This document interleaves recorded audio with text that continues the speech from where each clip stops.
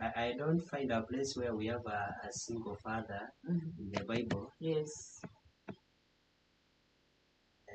Unless, but in the modern society we have single fathers, single parents who are fathers. Yeah. Yeah, so we are looking at the single parents in the Bible. For instance, the book of First Kings. Actually, we are going to read a lot of verses. Yeah, today you are going to read a lot of reading, and we are going to do a lot of listening. Yeah. It is just important to note that Biblia talk about single parents, in a refer to women. Yeah. And two, if you remember when we were talking about the types of single parents, we talked about single parents by choice. I'm a single mom by choice. The Bible does not recognize that category. And we don't get one.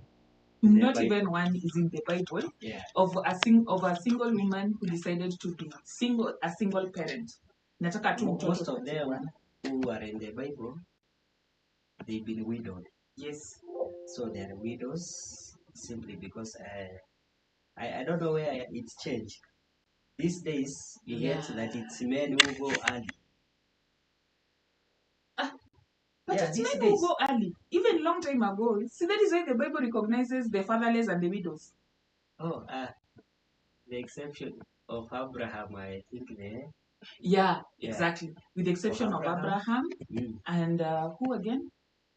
It's just Abraham. A few other characters. Yeah, but basically in the Bible, the men in the Bible who lost their wives early, they're married. Because ni kama nilishakwambia, patriarchy, a patriarchy. So basically it's ni kama Mungu alilegalize wanaume walimari. Lakini hata wanawake pia, there's a place in the Bible that says a woman who's below the age of 60 should not be called a widow. Yes. Short after you.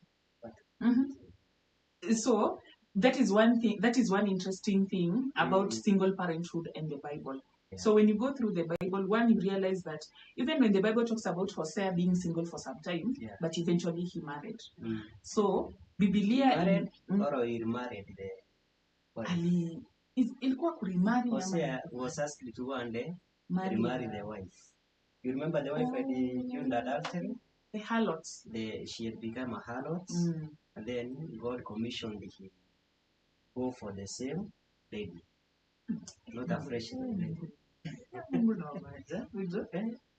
Mungu akisema Mungu ana mambo. But then anyway, hiyo tutauliza siku nyingine. I think the first instance where the Bible talks about a single mother ni story ya Hagar. Because Hagar ndio hii Sarah ameshaelewana na Abraham. A house help. Sasa Hagar si ndio ana boy ya Ishmael. Amejifungua Ishmael. Ya Ishmael ama ya Abraham? Ni boy. Si mtoi ni Ishmael. Mtoto ni Ishmael. Basi baba. Sasa ninafaa kusema boy ni kwani si boy ni ya mwenye anapeana. Okay, you win. So now that's fine. How do you say boli ya nani? Boli ya Zakaria? Considering you're the Mama mtoto ataitwa Zakaria. So, Hagar amepata boli ya Abraham. On Sarah's request. Yeah. Sindio? That should be Genesis 21. Actually, wale wanawake wa kitambo walikuwa wazuri. Hata sasa wanawake ni wazuri. Wale walikuwa wakiona mzee umesumbuka ana suggest. Si upate huyu. Si hata sasa wana suggest ni vile wanaume siku hizi nimekuwa wajanja. I know why. Kwa sababu women have entirely forgotten that women have no business loving men. Actually, women don't love. They're not even supposed to love.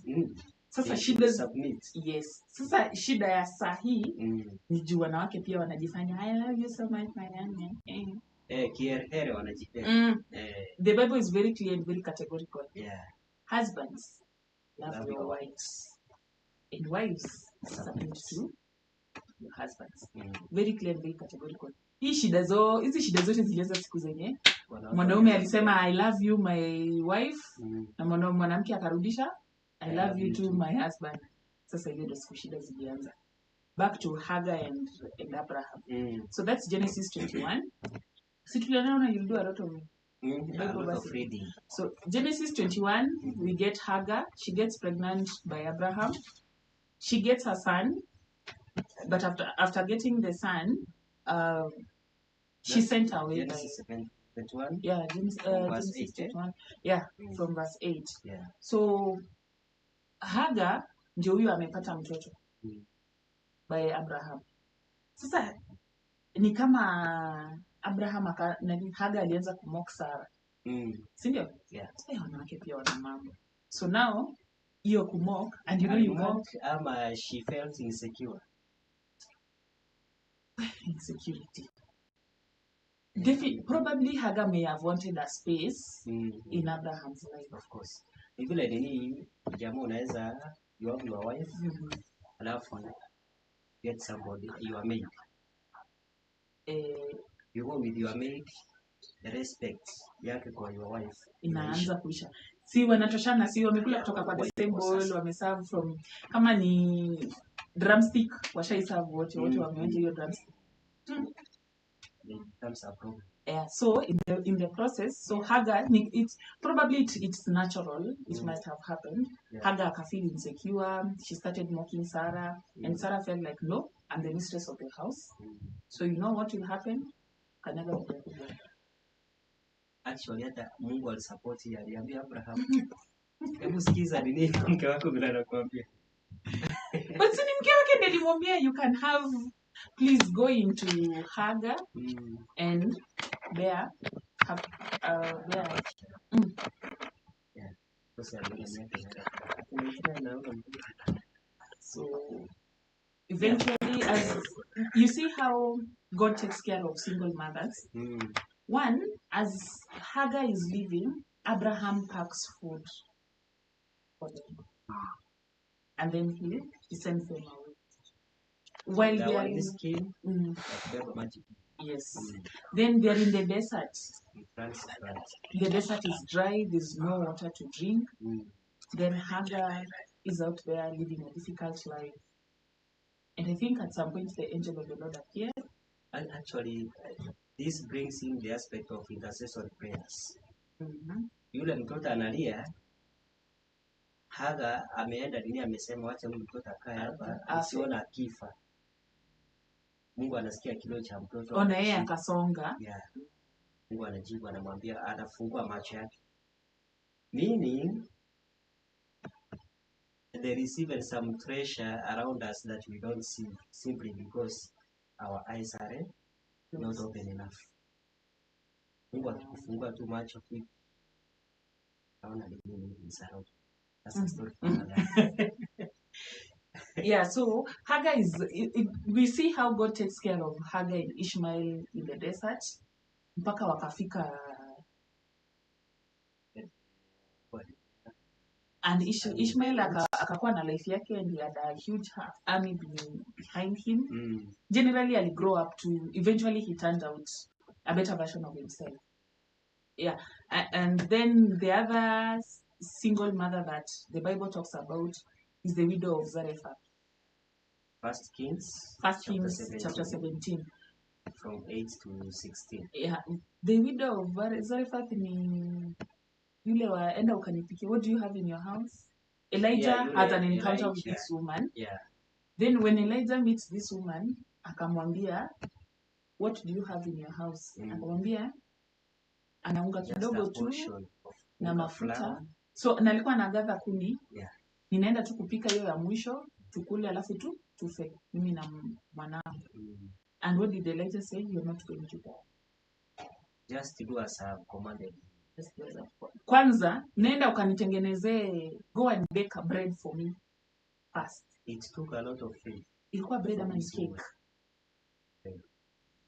Hiyo keki ya kitambo ilikuwa inaitwa. Sasa alipompikia aliona miujiza. Unga ikuisha. haikuisha. Actually the Bible says that it never rained dry until kiangazi. Nilikuwa wakati wa kiangazi. I think we should read this verse. It's important. Yeah, the widow of Zarephath. Okay. So as we don't mix it with the woman whose soil was multiplied. Hawa ni watu wawili tofauti. Yes. Oh yes. Yeah, oil multiplies in Second Kings. Huyu ni wa First Kings. Yeah, huyu ni mwingine wa First Kings. When there was no rain, there was famine in the land.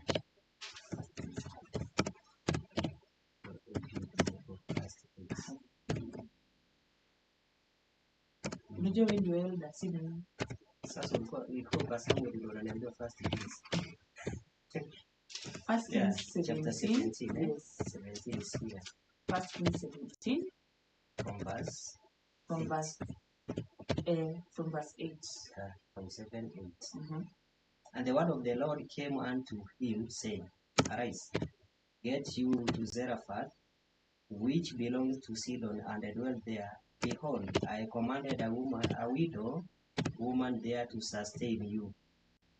So ilikuwa command ya Mungu kwanza ashamuinstruct yule mwanamke na kutumia mtu ambao utanini. Na alimuinstruct aje kama bado alipeana excuse ya niko na tunga kidogo na mafuta kidogo alafu si waunga. Huu ni waunga. Acha. Huu si waunga. Waunga kwa nini? Aya. Hapa mbele. Endelea. Huu ni waunga. So he arose and went to Zarephath, and when he came to the gate of the city, behold, a widow woman was there gathering sticks. And he called her and said, and bring me, I pray you, a little water in a vessel, that I may drink. And as she was going to bring it, he called to her and said, bring, I pray you, a morsel of bread in your hand. Yeah. Sasa huyu mwanamke ndio amekuwa instructed kwamba nini wewe niletee nini? Maji nini? Na anapoenda kuchukua maji, mwambie usilete maji tu, niletee nini? Mkate pia nini? Namwambia nini? Nina nini kidogo? Unga kidogo. Ambao tutapika chakula cha mwisho tule na mtoto wangu tufanye nini? Tufe.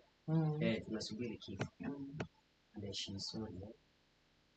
Yeah, the Bible says that the house never rained dry until the drought was over. 3.5 years. Yeah. So we see how God takes care of. She was a widow. Yeah. How God takes care of this single parent who apparently is a widow through Elijah. Amekuja mtumishi wa Mungu amekuja pale and I think it was just God's plan to take care of the widow, not necessarily Elijah. In as much as the word of God came to Elijah to go to Zarephath. I want to jump in the book of 1 Timothy, chapter 5, from verse 3 to 16. Okay. It gives a condition. Kwamba si widow yoyote, si mwanamke yoyote anaweza kuja aseme yeye ni nini? Widow. Ukweli? Widow ni widow yule ambaye ni 1 Timothy chapter 5. From verse 3. Yeah. Honor widows that are widows indeed. Honor widows that are widows indeed. Last week ulituambia that someone can be a widow by choice. Ile tukiangalia types of widows. But hapa inatuambia honor widows that are widows indeed. Kumaanisha ni kinyonga my husband? No, si kunyonga such. Mtu anaweza jifanya yeye ni widow ndiye asaidiwe. Okay. Mwanamke amekuja hapa amerimia anatembea hivi anasema anataka msaada. Mume wake ashakufa. Unasikia wanawake wanaua waume zao. In the name wanataka msaada. Na sita students wanauanga wana wazazi wao ndio wakati hata students ni sasa those are not orphans. Yeah, sasa the Bible gives a condition kwamba ndo Mungu a bless achunga wa widows. Should be widows. Okay. Si yule ambaye amejiekelea mimi ni widow na you are not another condition could be this widow, does she respect herself? Mimi Unajua kuna widow mume wake amekufa, amebaki na mtoto, lakini yeye ana wanaume wote wanaspend kwake. That's a steamy topic for another day. Of course, as much as someone is a widow, nani amesema hawezi kuwa. But we are looking at the widows and the Bible. Yeah. There's place of widows in the Bible. So single parenthood. Anyway, anaweza kuwa ati ni widow, but every other hatari sana. Yeah, I think we were just a few minutes ago talking about it when we were saying that when a single parent live their lives upright, then it also it has an effect on the children. Kumaanisha, as a single parent, despite the fact that maybe uko na hiyo freedom, there's a way, there's a lifestyle we should have. Actually, let's see kuendelea kusoma hiyo verse. Verse 4 of 1 Timothy 5. But if any widow has children or grandchildren, let them learn first to show piety at home, and so repay their parents, for that is good and acceptable before God. Yeah. Sasa hawa watoto kwa sababu huyu mama amewatunza vizuri, amewaelekeza vizuri, watampa respect. And kama mama ni kiruka njia, leo anawaletea mzee mmoja hapa hivi, kesho ameleta mwingine, kesho kutwa ameleta mwingine, ni njia gani anawaonyesha? But it's just because hakuna kama kuna hizo aende huko nje, lakini asiwalete nini au watoto wakiona many faces in their house. Hata ukiwaambia dadi, huyu ndo dadi, tena kesho naleta mwingine. Yeah, that's I think that's a pretty sensitive matter. Very sensitive. And that is why maybe in some African cultures kulikuwa na widow inheritance. So to contain your the respect, so that you don't have to introduce different people to wife inheritance. Wife inheritance is biblical, and it was meant to take care of that side of our characters. Because akona feelings. So akiwa na feelings, na ndio maana nimekwambia there's somewhere in the Bible that says any widow that is below the age of 60 should not be called a widow. So you remind me the next time we are coming here, so as a result, anyway, single parenthood and the Bible ni kama it's very clear of the conduct of the single parent. And basically, as we've seen from the Bible, inaongea about the single parents, the women who are widowed because wanaume wao wanaoa. So apart from the widow of Zarephath, no widow wa mafuta kuisha. I think that's a book of 2 Kings, chapter 2. So soma hiyo from verse 4 to 17. Alimwambia tu, I think it's also a verse I read about 2 days ago. Go into the house with your sons and close the door behind you. Kwanza alimwambia tuenda aombe vibuyu ya vijai kwa nini? Yes. Then go in with your sons and shut the door. Na umwage akamwaga until watoto wakamwambia there is no other jar. Akarudi akamwambia sasa nimejaza vibuyu vyote. What do I do?